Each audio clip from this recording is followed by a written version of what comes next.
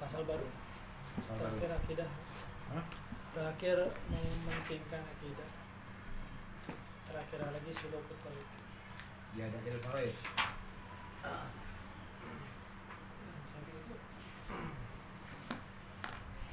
Sulukut tariq ma'rifah. Bismillahirrahmanirrahim. Alhamdulillahirabbil alamin. Wassalatu wassalamu ala sayyidina Muhammadin wa ala alihi washabihi ajma'in. Qala musannifu rahimallahu ta'ala wa nafa'ana bihi wa bi 'ulumihi fid dharain amin. Amin. Radhiyallahu ta'ala ankum. Ilan qala faslun wa alayka bi ada'il faraidi wajtina bil muharami wal iktsari minan nawafil fa innaka in fa'alta zalika mukhlishan liwajhillahil karim hasalat ala ghayatil gurbi hasalta ala ghayatil gurbi minallahi wa khuli'at alayka khil'atu al mahabbatu allati tasiru indaha jami'un harakatika wa sakanatika lillahi wa billahi wa hiya khul'ati al wilayatu bal khul'atu al khalafati wa qad asyara ilaiha Rasulullah sallallahu alaihi wasallam biqaulihi fima yarwihi an rabbihi innallaha ta'ala qala ma taqarraba ilayya abdi bi syai'in habba ilayya mimma aftaratu alayhi wa la yazalu abdi yataqarrabu ilayya bin nawafil hatta uhibbahu fa iza ahbabtuhu kuntu sam'ahu alladhi yasma'u bihi wa basaruhu alladhi yubsiru bihi wa yadahu allati yabtishu biha wa rijlahu allati yamshi biha wa la in sa'alani la'utiyannahu wa in ista'adhani la'u'idhannahu wa ma taraddadtu fi syai'in ana fa'iluhu taraddudi fi qabdi nafsi abdil mu'mini yakrahul mauta wa ana akrahu masa'atahu wa la budda lahu minhu fanzur rahimakallahu ila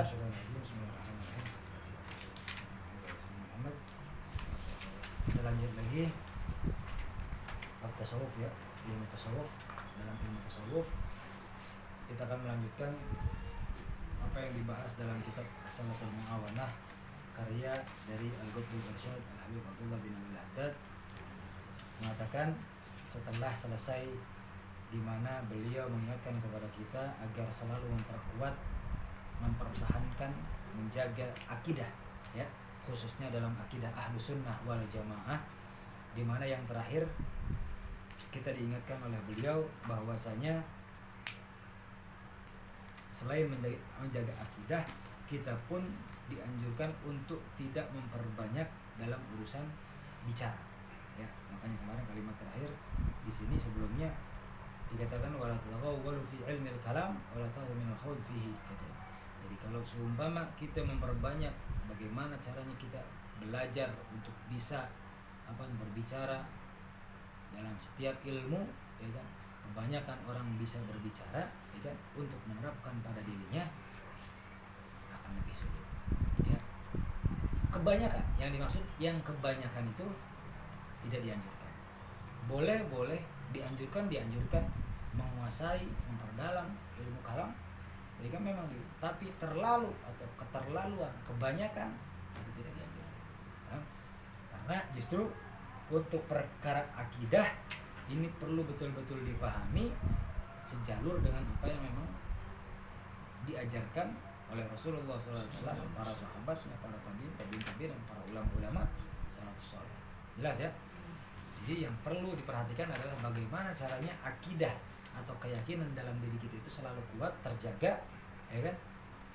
Bukan hanya dibicarakan saja. Karena banyak nih orang di luar sana, ya, banyak orang di luar sana itu ahli kalau udah ngomongin urusan tauhid, urusan ma'rifat, urusan akidah dan lain sebagainya. Ahli dalam hal tersebut, seperti contoh, udah, ya kan? nggak usah takut, rezekinya kemana, ya gak? Itu salah satu di antara apa yang memang perlu kita yakini secara akidah, ya kan? Dimana memang betul Allah telah menakdirkan, Allah telah menakarkan rezeki seseorang. Siapa yang memang diberikan rezeki Allah oleh Allah Subhanahu Wa Taala tidak akan kemana rezekinya, karena pasti diberikan kepadanya. Jelas. Ini orang-orang yang bikin quotes, yang bikin apa nih, macam-macam tuh, ya kan? Udah ahli kalau ngomong, lagi giliran dikasih susah nih ngedumeng. Gimana ini? Nah katanya nggak usah takut, ya kan? Ngomongnya udah kayak ahli banget, ya kan? Bikin quote udah kayak pujangga luar biasa. Tapi giliran diterapkan kesulitan, dia sudah tidak yakin lagi kepada Allah SWT. Bahaya nggak? Yakin Allah pasti memperhatikan kita. Giliran yang senang-senang, ya kan? Ya kalau dibilang urusan taat, ya kan? Tapi giliran maksiat, terasa bahwa tidak lagi diperhatikan oleh Allah Subhanahu Wa Taala. Jadi kalau ngomong jago, kebanyakan ditakutkan lah. Jago ngomongnya ditakutkan justru apa?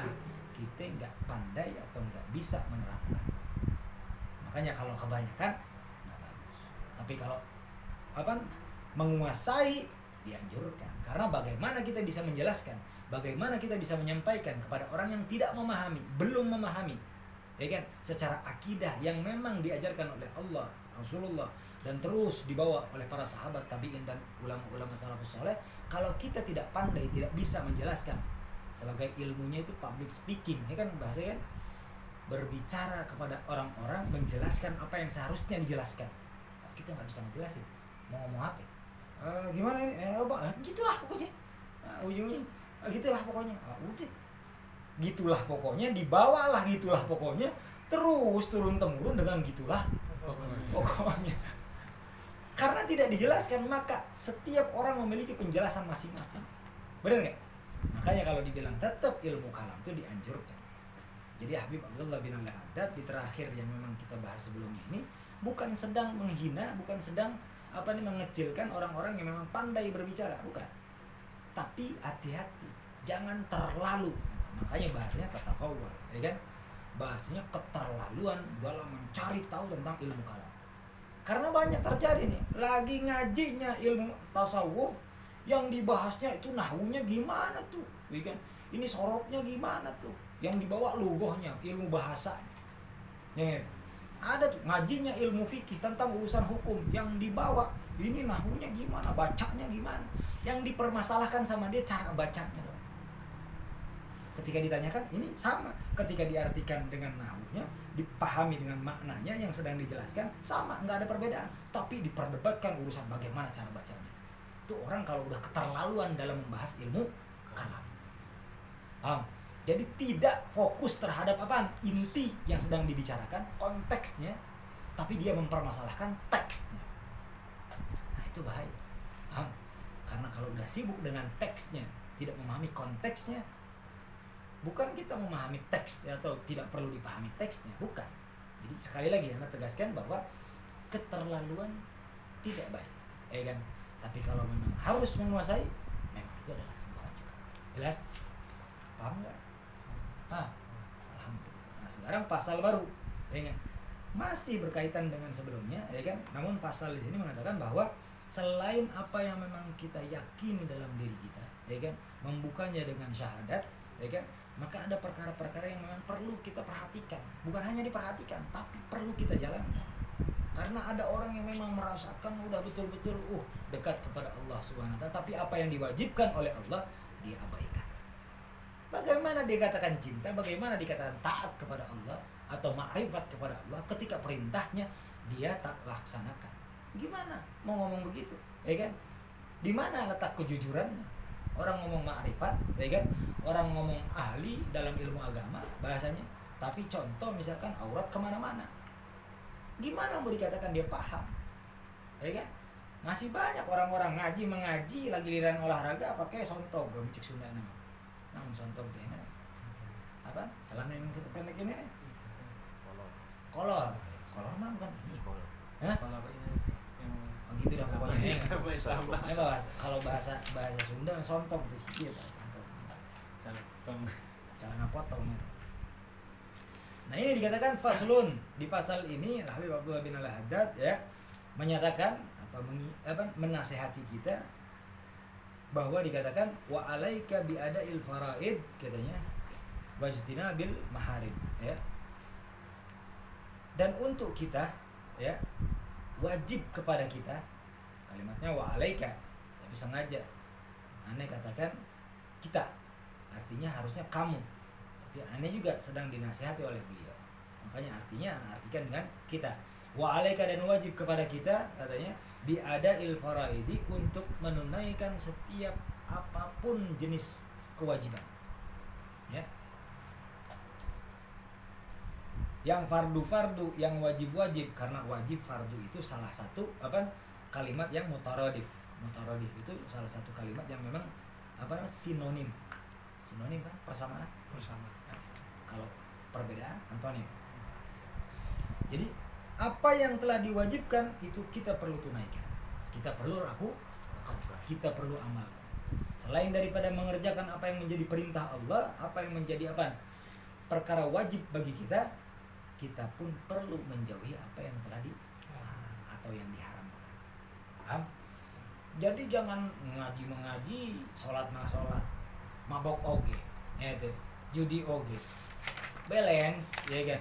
Kata orang-orang kalau udah ngomong, ya namanya orang hidup kudu balance. Balance ini apa, ya kan? Urusan dosa sama pahala jangan sampai balance. Ana udah berkali-kali ingetin. Gimana coba kondisi kita nanti kalau semua ternyata di akhirat kita pas lagi ditimbang balance. Nih, belum hitung utangnya nanti, belum hitung dolimnya kepada orang lain, ternyata amal kita balance. Wah, kalau semua kita masih ada utang sama orang yang kita nggak tahu, kita lupa, terus ternyata ada dolim sama orang, kita nggak tahu nyakitin orang kayak gimana, yang tadinya balance ujung-ujungnya banyak jadi jangan balance, sudah coba kan, kita harus memperbanyak kan, justru yang telah diperintahkan Allah SWT, baik itu perintah untuk dilaksanakan atau perintah untuk ditinggal. Wal iktsar minan nawafil, selain daripada kewajiban yang perlu dilakukan, keharaman yang perlu kita tinggalkan, tambahkan. Nah, itu anjuran-anjuran yang telah disunahkan. Itu jangan cuma 1-2 aja, yang banyak sekalian. Ya, yang banyak sekalian. Coba bayangkan, kesunahan kalau ngomongin ini adalah suatu tambahan nilai plus, ya kan? Nilai plus untuk seorang mukmin muslim di mana dirinya ingin sangat dekat kepada Allah Subhanahu wa taala. Luar biasa gak? Contoh di satu perilaku atau di satu amalan seperti wudu aja. Pas lagi wudu wajibnya lah. Yang dikenalin wudu yang wajibnya cuma basuh telinga. Ya kan? Dibasuh 3 kali. Ya kan? Yang dikenalkan cuma itu doang. Padahal kalau kita kenal wudu, kesunahannya itu ada 73 kesunahan ketika melaksanakan. Bayangkan 73 amalan yang sedang dikerjakan ketika kita berwudu. Banyak nggak? Ya nggak 73, setengahnya, ya kan? 30 berapa berarti? 35, ya kan? Kurang lebih. Pakai 35 kesunahan ketika berwudu, ya kan? Karena dianjurkan al-iktsaru minan nawafil, memperbanyak perkara-perkara yang dianjurkan atau disunahkan ya kan oleh Allah dan Rasul. Emang kenapa kok perlu katanya? Emang kenapa kok perlu? Fa innaka in fa'alta dzalika, maka karena sesungguhnya dirimu apabila mengerjakan itu semua mukhlishan, dalam kondisi dirimu betul-betul mengerjakan secara ikhlas, katanya liwajhillahil karim, untuk dikerjakan karena Allah yang maha yang maha pengasih atau yang maha dermawan atau yang maha mulia, ya kan? Kalau memang kita kerjakan yang ikhlas karena Allah yang perintahkan, yang karena Allah anjurkan, atau dari larangannya karena Allah larang itu semua, ya. Apa yang akan didapatkan? Hasal ta'ala ghayatil qurbi, katanya, maka engkau sungguh telah mendapatkan puncak dari kedekatan dirimu kepada Allah Subhanahu wa taala. Masya Allah, ajib. Jadi kalau kita ngerjain amal-amal baik itu yang wajib, yang sunnah, Dan bukan amalan yang dikerjakan aja, atau ketika kita menjauhi perkara yang memang diharamkan, dilarang oleh Allah Subhanahu wa taala, ya kan? Tandanya kita sedang mengerjakan apa? Suatu amalan yang memang itu sudah di puncak kedekatan kita kepada Allah Subhanahu wa taala. Wah, ajib Pak. Ajib enggak?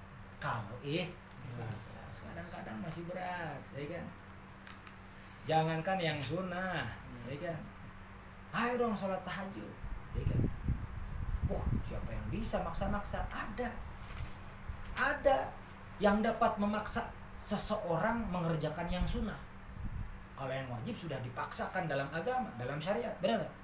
Tapi biasanya yang sudah itu dipaksakan oleh keadaan. Ada masalah, galau gelisah, ya kan?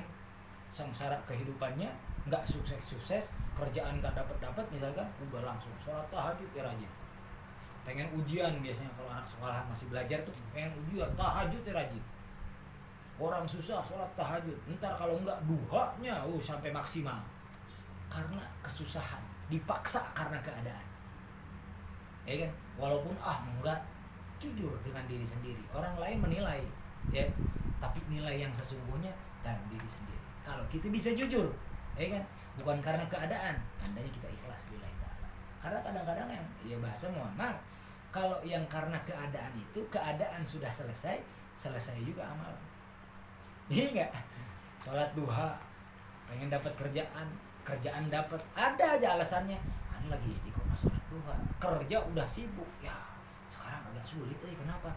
Kerjaan mepet, nggak bisa tuh Allah izin, istirahat agak dikasih. Dengan alasan kan itu, karena memang ngerjainnya karena keadaan. Ada, itu dipaksa karena keadaan, itu kebanyakan begitu tuh. Gelisah, galau, sholat malam, ya kan? Apaan lagi? Bahasanya orang-orang yang ilmu, mencari ilmu, bukan ilmu kalau bahasa gitu. Ada sampai puasa 40 hari, kelar loh. Demi kebal, demi pengasihan, demi apa? Banyak ini kita di Indonesia, sama-sama tahu gitu. Itu ada bahasanya rahasia umum, ya kan? Udah kayak pengen ilmu sampai 40 hari, 100 hari, apa, mutih apa. Giliran puasa Ramadan, ya Allah Rabbi, puasa Ramadan dia gak kerjain, ngaco nggak begitu? Hah? Nah, itu dia, makanya dia mengerjakan karena keadaan. Salah. Justru dianjurkan dalam tasawuf, ya, coba kerjakan itu liwajhillahil karim, ya kan? Kerjain karena Allah. Karena kalau udah ngerjain karena Allah, apapun keadaannya enggak apa. Karena yang sedang dikerjakan karena perintah dan anjuran dari Allah Subhanahu wa taala. Terus katanya dilanjut, ketika mengerjakan seperti itu tanda di mana seseorang dalam puncak kedekatannya kepada Allah, katanya ala ghayatil gurbi minallahi, katanya ketika engkau ada di puncak kedekatan kepada Allah, wa khuli'ata alaika, katanya wa khuli'at alaika khil'atal mahabbatil lati tasiru indaha jami' harakatika wa sakanatika lillahi wa billahi, di mana engkau dipasangkan, katanya apa? Suatu mahkota kecintaan, ya kan? Allati tasiru indaha, yang mana di dalamnya, katanya apa? Selalu ada dalam diam atau dalam gerak segala sesuatunya lillahi wa billah, ya.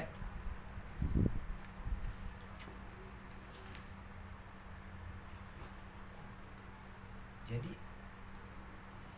ada satu perhiasan yang diberikan oleh Allah Subhanahu wa taala, ya.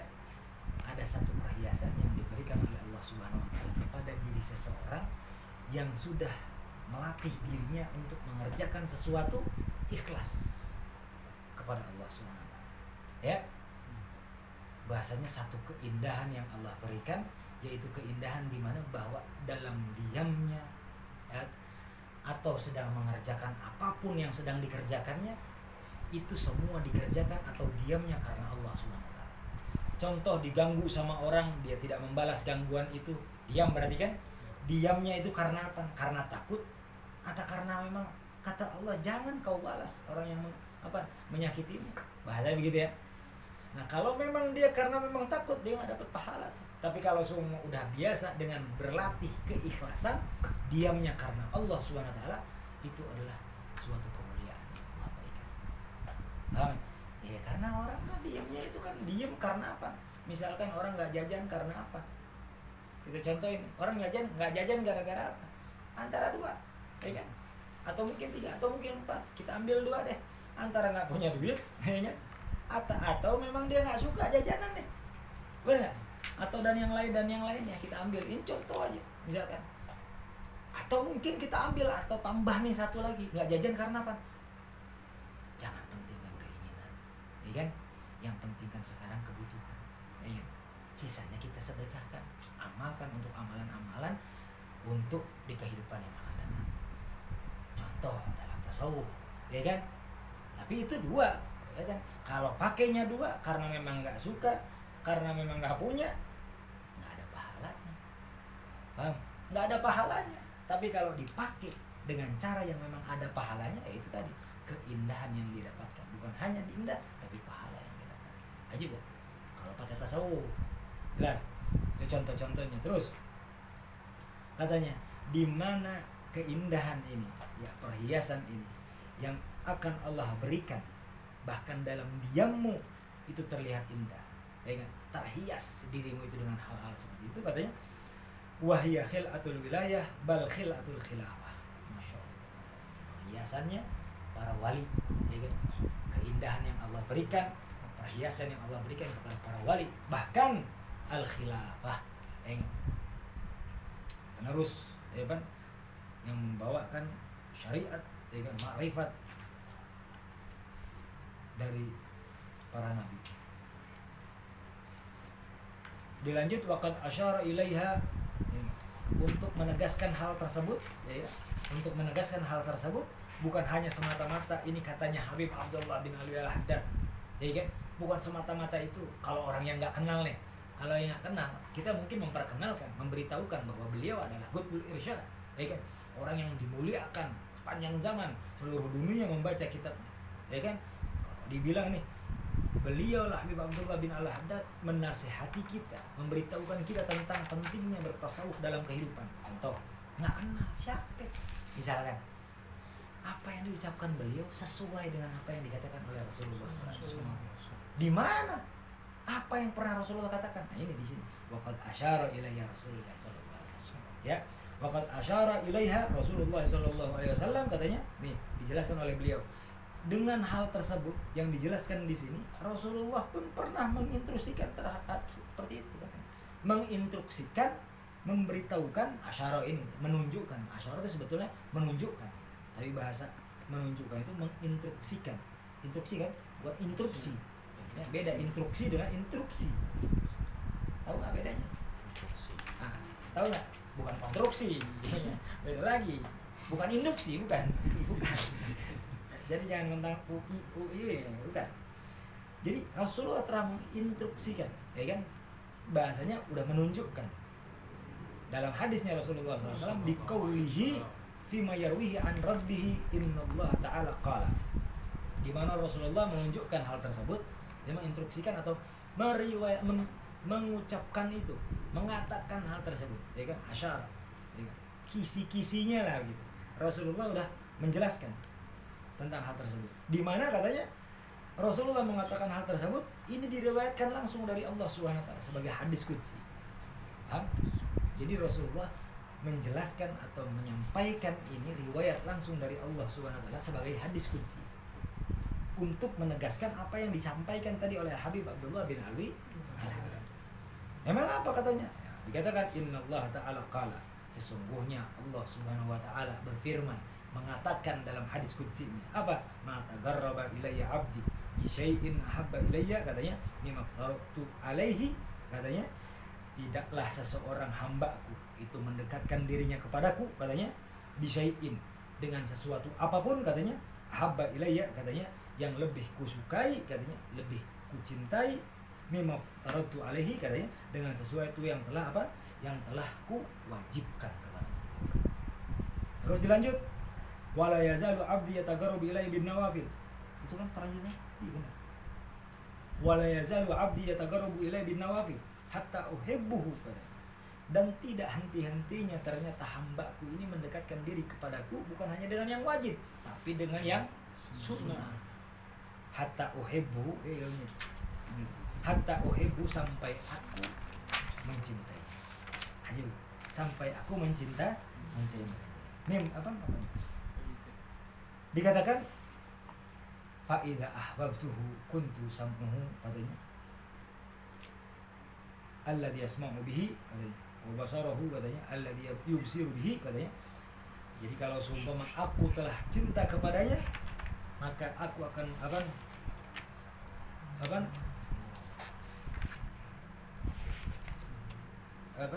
dikatakan di sini, dan apabila aku telah cinta kepadanya, maka adanya pendengaranku yang memang didengar olehnya, ya kan? Penglihatanku apa yang telah dilihat olehnya, ya kan?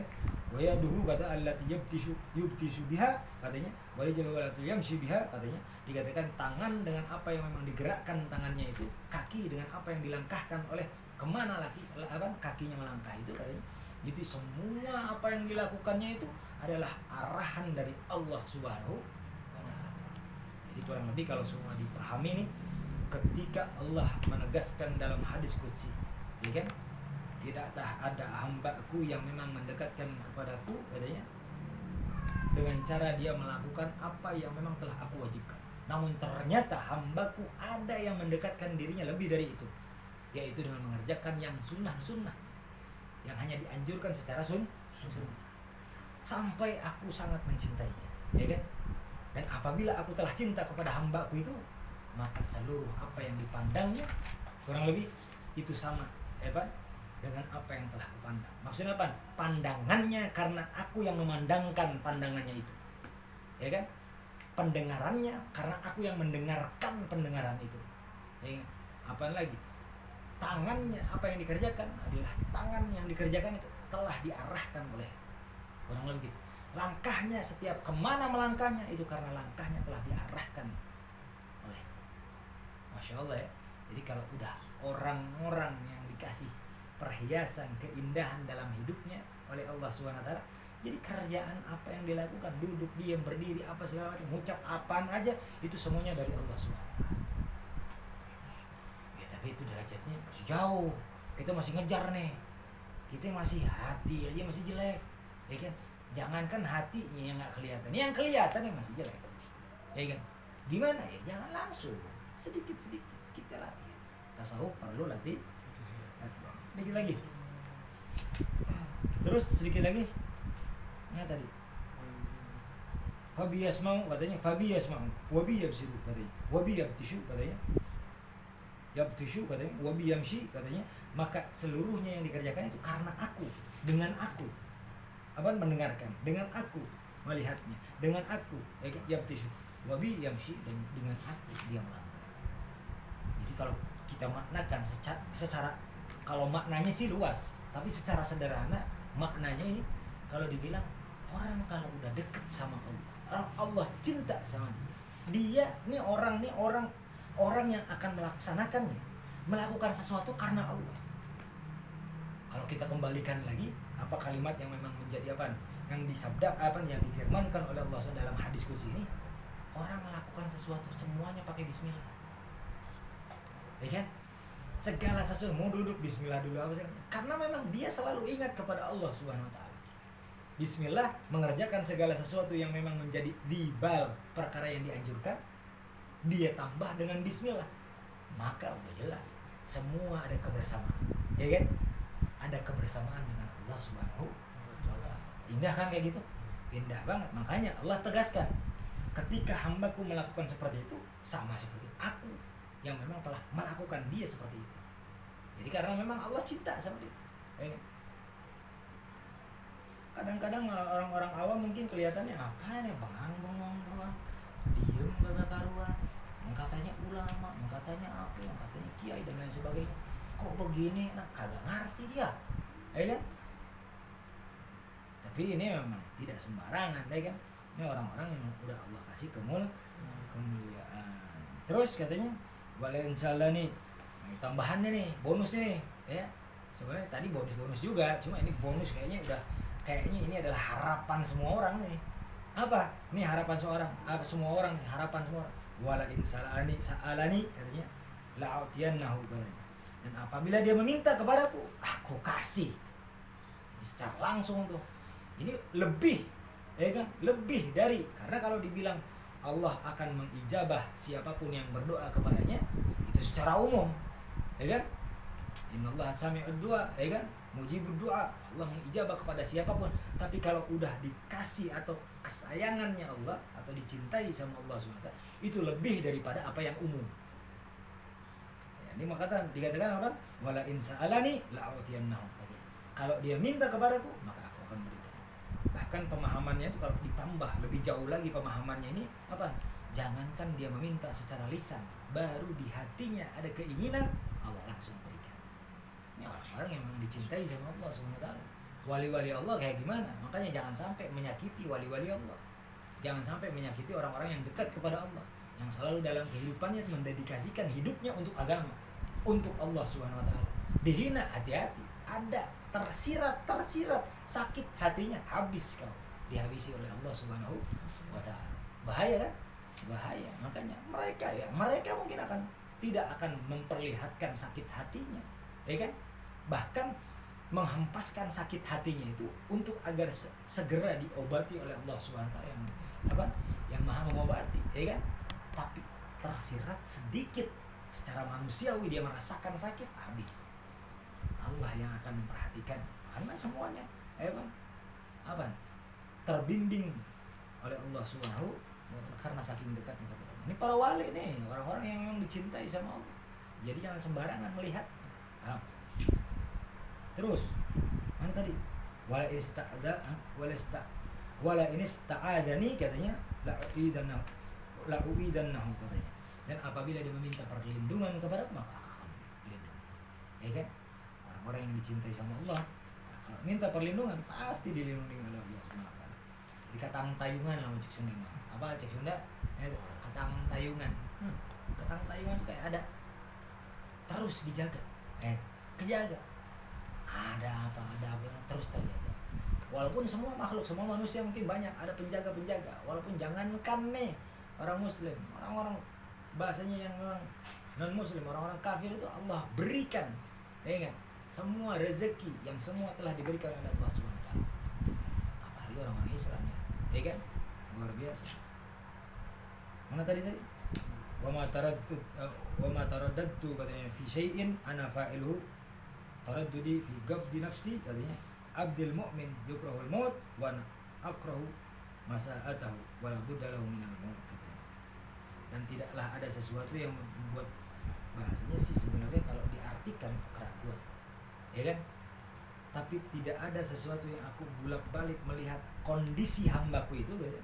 Terus melihat kondisi hambaku itu sebetulnya akulah yang mengerjakannya, ya kan? Karena memang itu telah diciptakan oleh Allah sebagai takdir dari Allah. Semua amal ibadah dan apapun yang karena memang itu aku lakukan itu. Karena saking cintanya Allah kepada hambanya itu. Jadi apapun itu. Bahkan kalau dibilang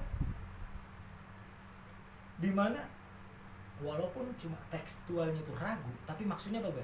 Untuk menjelaskan kepada kita bahwa kalau saja tidak ditakdirkan seluruh makhluk itu mati, ya mungkin nggak dikasih mati, karena kebanyakan manusia takut akan kematian. Makanya dikatakan ketika hambaku itu tidak mau untuk mati, maka aku pun tidak ingin, ya kan, mencabut nyawanya. Namun karena ini sudah menjadi takdirnya, ya kan. Pokoknya dengan arti kata lain yang diakhiri dengan wa ana akrahu katanya masa atau aku tidak suka membuat sesuatu yang tidak baik padanya, memberikan sesuatu yang buruk padanya. Jadi sampai Allah pun kalau sama orang-orang yang hamba-hamba yang dicintai sama Allah, Allah nggak mau nyakitin. Bayangin, kalau dibilang ini saking rahimnya Allah, kita ngomongin kalau rahmannya Allah, ya kan? Kalau diambil dari hadis yang kemarin kita mau baca tuh, ya kan? Inni haramtu dzulma 'ala nafsi. Secara keseluruhan Allah tidak akan zalim. Allah katakan kepada dirinya, hadis qudsi juga, aku mengharamkan kezaliman kepada diriku, kata Allah SWT. Jadi dengan arti kata lain, aku tidak akan berbuat zalim kepada siapa. Ya, jelas itu. Kalau ngomongin aku tidak akan berbuat zalim kepada siapapun, maka dari itu ku haramkan zalim kepada siapapun di antara kalian. Kurang lebih begitu. Tapi lebih dari itu, dari makna hadis itu ternyata diambil dengan tambahan hadis qudsi yang lain, yaitu dimana kalau orang-orang yang sudah dicintai sama Allah, jangankan mau dizolimin, nyakitin hatinya aja, kerasa nggak enak aja, nggak suka aja, Allah nggak mau kasih. Ya kan? Apa yang dia tidak suka, Allah nggak akan kasih. Jadi dalam kehidupannya akan Allah kasih yang dia suka aja. Ajib nggak? Allahumma ja'alna minhum. Berharap boleh, ngaku jangan. Karena kalau wali yang asli nggak ngaku-ngaku. Ya, kalau wali yang asli itu nggak ngaku. Biasanya yang kadang-kadang akhir-akhir ini ya, yang akhir-akhir ini ya, yang ngaku-ngaku perlu atau patut dipertanyakan. Ya. Jelas kagak nih? Jelas. Sedikit ini satu baris lagi. Udah kelar ya? Udah kelar. Jadi kesimpulannya dilanjut lagi minggu depan. Jadi kesimpulannya bahwa di dalam ilmu tasawuf menegaskan kepada kita, ambil salah satunya dari apa yang memang menjadi nasihat dari Al-Habib Abdullah bin Ali Al-Haddad. Di pasal ini kita diingatkan bahwa ingat, kalau akidah kita memang kita sudah mantapkan, kalau akidah kita sudah mantapkan, maka ada perkara yang perlu kita perhatikan, ada perkara yang perlu kita jaga. Kalau itu adalah suatu hal yang wajib yang telah diperintahkan untuk dikerjakan, kerjakan. Apapun itu jenis kewajibannya, baik itu diawali dengan sholatnya, ya kan, zakatnya, puasanya, bahkan nanti ketika kita mampu naik hajinya. Tapi diselain apa yang ada dalam rukun-rukun keislaman, ada kewajiban lain, maka kita harus kerjakan. Bakti kepada orang tua wajib, maka kita kerjakan, ya kan. Mencari ilmu di dalam Islam itu diwajibkan, maka kita kerjakan. Duduk di majelis taklim wajib, duduk hadiri majelis taklim. Dan apalagi banyak lagi kewajiban-kewajiban di dalam Islam. Sama seperti kewajiban, perintah-perintah atau dalam artian kewajiban yang memang harus ditinggalkan. Dalam artian keharaman-keharaman yang tidak boleh dilakukan. Itu adalah perintah yang wajib untuk setiap orang mukmin dan muslim, ya kan, meninggalkannya. Ya? Wajib meninggalkan, bukan wajib mengerjakan. Maka itu adalah hal-hal yang diharamkan. Apaan aja yang diharamkan? Banyak yang dikenali, misalkan yang haram apaan? Makan babi, makan anjing, ya kan? Tapi riba dia doyan, ya kan? Memakan harta yang bukan haknya dia doyan. Wah, sama-sama haram, sama-sama harus ditinggalkan. Dan banyak lagi keharaman-keharaman yang harus ditinggalkan. Selain daripada itu, tasawuf selain menegaskan bahwa keduanya itu perlu diperhatikan, kalau memang kau ingin dekat kepada Allah, ya kan, ingin mendapatkan kasih sayang Allah yang lebih dari makhluk yang ada, ya kan, maka dekatkan dirimu dengan yang sunnah. Dekatkan dirimu bukan hanya dengan yang wajib, ya kan, tapi dengan yang sunnah. Maka ketika orang sudah melakukan itu semua karena ikhlas lillahi ta'ala, tulus, contoh tulus, kalau dijelaskan tentang bab ikhlas, ya kan, nanti kita akan ketemu lagi bab ikhlas yang lain, kita akan jelaskan secara detail. Tapi salah satu diantaranya, contoh kalau datang ke majelis taklim, kalau yang namanya tulus, nggak peduli siapapun, ya kan, yang mengajarnya nggak peduli apapun, yang penting jalurnya syariat benar, ya kan, duduknya ada kopi nggak ada kopi tetap datang, ya kan, apapun alasannya yang penting duduk di pengajian majelis taklim, ya kan, dia tetap, karena datangnya lillahi ta'ala. Itu salah satu contoh aja, banyak lagi contoh-contohnya yang kita akan bahas di waktu yang akan datang. Insyaallah mudah-mudahan kita bisa tergolong menjadi orang-orang yang dicintai oleh Allah Subhanahu wa taala. Mudah-mudahan Allah berikan kemuliaan untuk kita di dunia dan di akhirat, ya kan? Secara harapan kita di mana ya, terujung tertinggi harapan kita sebagai ya, muslim, mukmin, yaitu di mana Allah tempatkan di kita tempat yang memang mulia kelak nanti di akhirat, yaitu di surganya Allah Subhanahu wa taala, dan juga dapat apa, diperkenankan jumpa dengan Allah Subhanahu wa taala, duduk bersama Rasulullah sallallahu alaihi wasallam. Insyaallah mudah-mudahan manfaat dunia akhirat. Dan kita lanjut ilmu fikih.